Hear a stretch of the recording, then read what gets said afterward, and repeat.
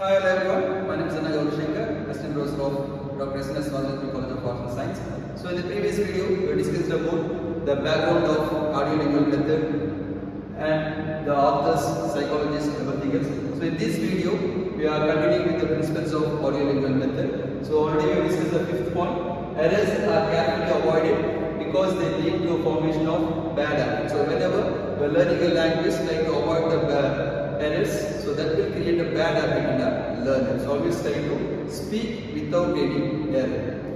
Point number 6, positive reinforcement helps the students to develop correct habits. So always you must encourage the students by giving positive reinforcement. The positive reinforcement, like whenever the students gives the answer, you say that you're very good, nice, or whatever. So always try to give a positive reinforcement that will encourage the students to learn a language. Maybe any language, either English, Hindi, French, whatever, it will be encouraging the student to learn a language.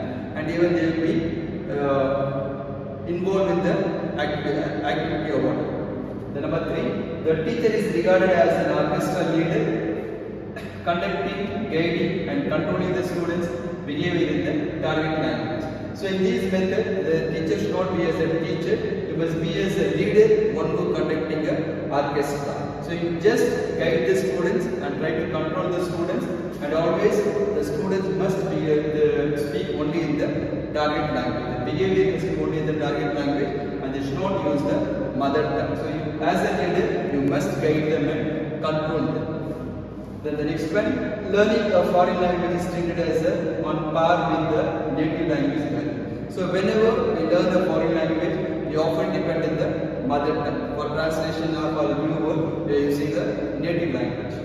So that can be used when the words you come across the new words, but not every time. So always try to go towards the target language. Then the next one, students are taken to be the imitators of teachers, model or the tapes. So first a teacher must speak, and then the student must be repeated the thing. Either the teacher can speak or the teacher can show us tapes for the model. So the students can hear the audio and then they can speak.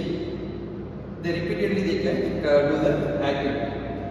The 10th one, the dialogue is the chief means of presenting vocabulary, structures, and it is learned through repetition and imitation. So the dialogue is the chief means. So that is often the student must interact with each other. That is the way of improving a language. So whenever you are presenting a vocabulary or sentence structure, whatever, try to make the students to speak or try to make them to involved in the activity. So here the repetition and imitation is given more important. So whatever you are speaking, ask the students to repeat, and whatever the tape recorder is showing, ask the students to repeat. That will make them to improve their language. Same way, the imitation. The students have to imitate a teacher or any other thing to improve their language.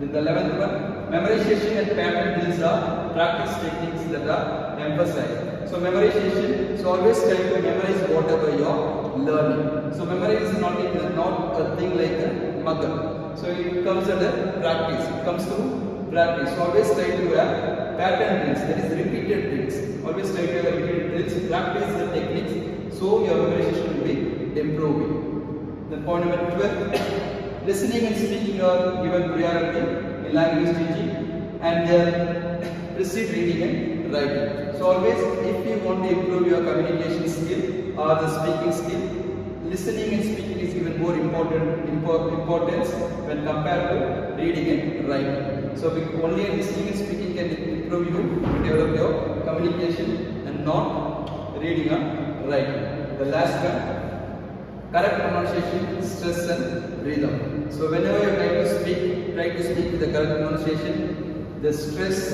and the rhythm. The stress is nothing but the syllable words. So try to know where you should be the pass and where how to speak a word or sentence. So by this, the principles of audio language gets completed. So in this, you must know that we are going to recall few things. The first thing, always the target language, the teacher must speak in the target language, and teacher must give positive reinforcement to the students, and more activities must be given to the students in repetition mode. It must be given through tapes or whatever, and then the students have to repeat the content what the teacher gives through or through the tape or any other thing. So the students must practice into their language. So often speaking and listening is even more important when compared to reading and writing. So thank you all. In the next video, we will come with some other topic. By this, the principles of A-level method is getting over. Thank you.